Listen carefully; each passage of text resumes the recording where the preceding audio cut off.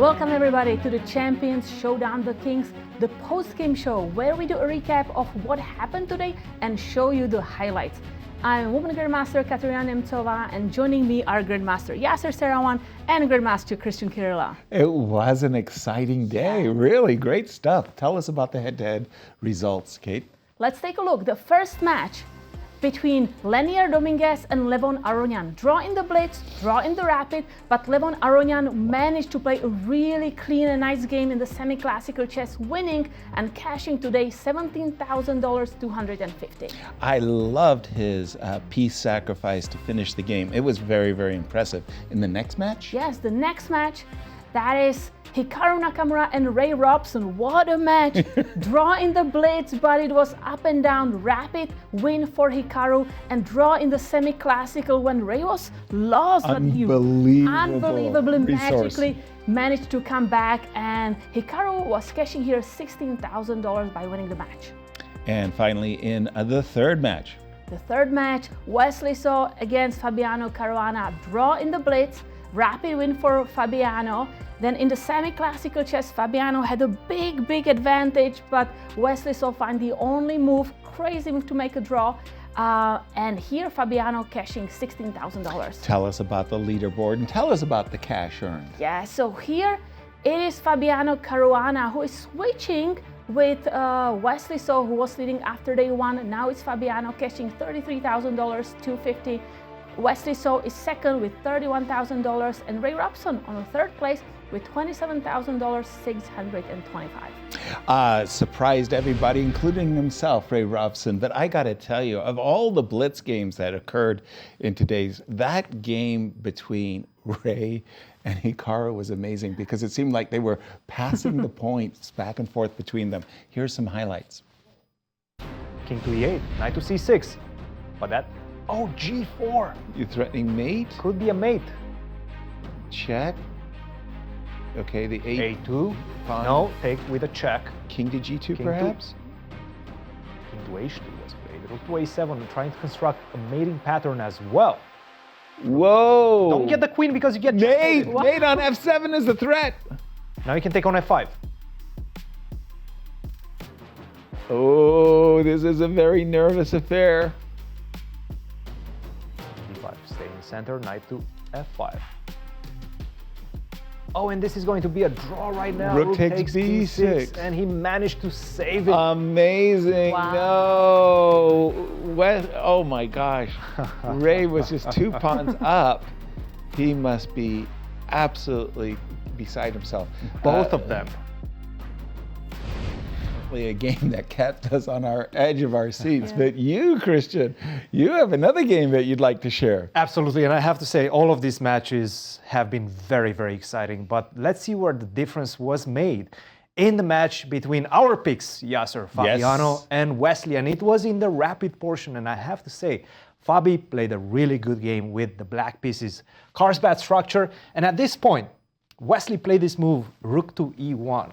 Obviously hinting at the fact that I want to play that move e4. I want to break in the center. What he should have done would have been b4. b4 is the best move. You want to get the minority attack on the queen side going.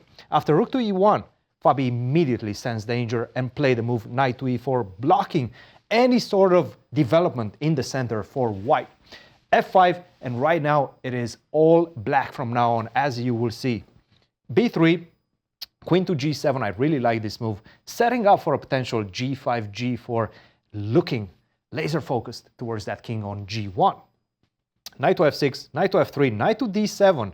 And we see the first potential repetition. Fabi says no. Bishop to d6.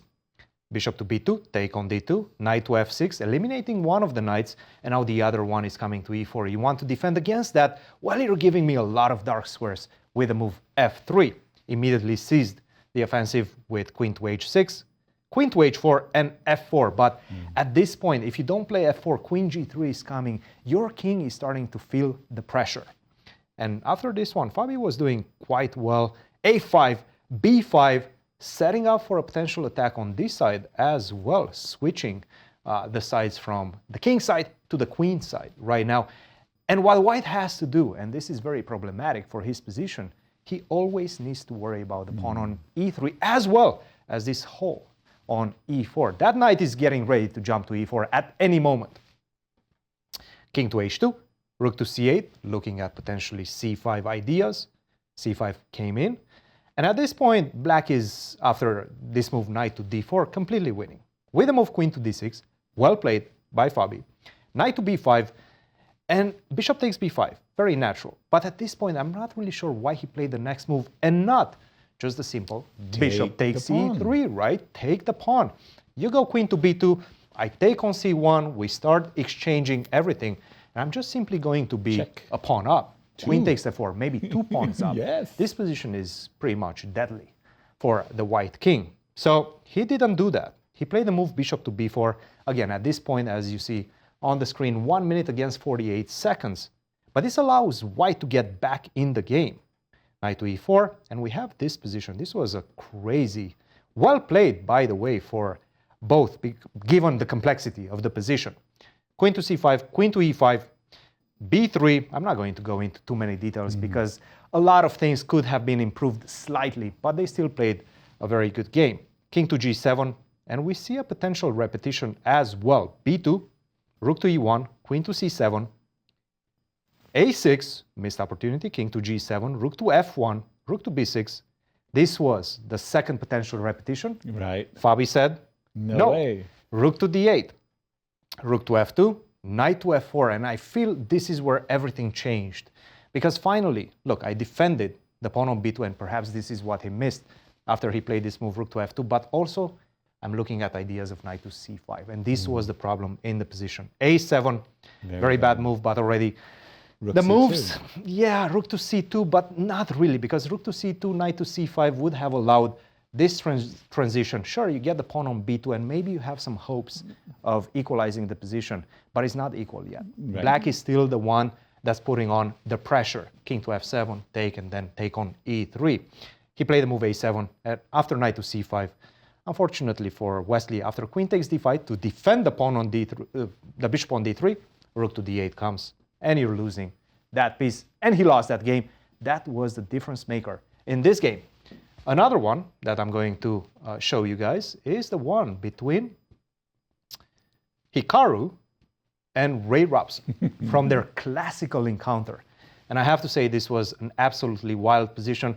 I'm not going to go into too much detail, but this was the critical moment. Hikaru played a tremendous game up to this point, and with a simple rook to f6, after b takes c6, rook to f6, get it out of dodge from that bishop on a3, and get it ready to swing on c6. Hey, you want to take on b7?